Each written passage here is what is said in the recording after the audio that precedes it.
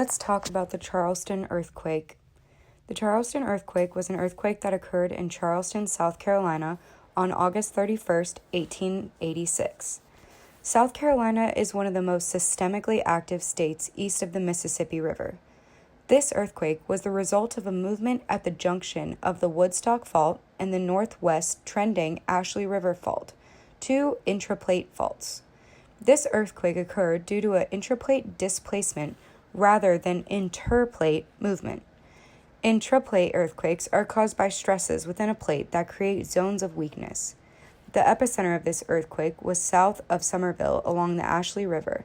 This earthquake is the largest recorded earthquake in the history of the southeastern United States, with a magnitude of around 7.6.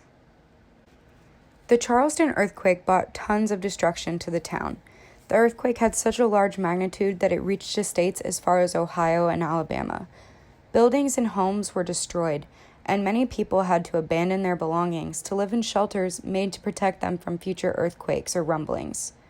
100 people died, and many were injured.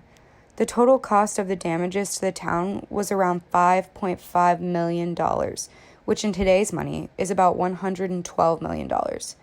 Due to the fact that this earthquake occurred in 1866, racial tensions were high during that time, and the earthquake affected the town in a racial way.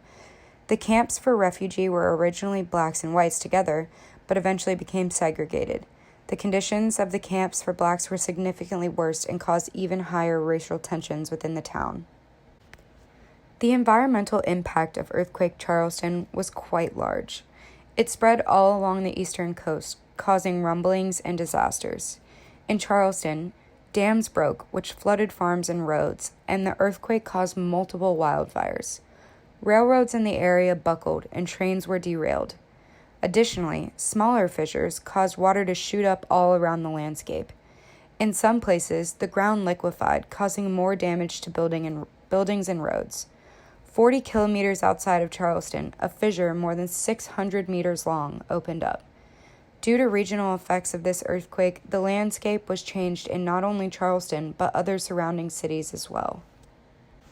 Because the earthquake was so far back in time, the people of Charleston believed that God had brought the earthquake upon them and that their judgment day had arrived. But after the earthquake, the South Carolina Seismic Safety Consortium worked closely with the Southeastern United States Safety Consortium to develop a plan of preparedness for future earthquakes.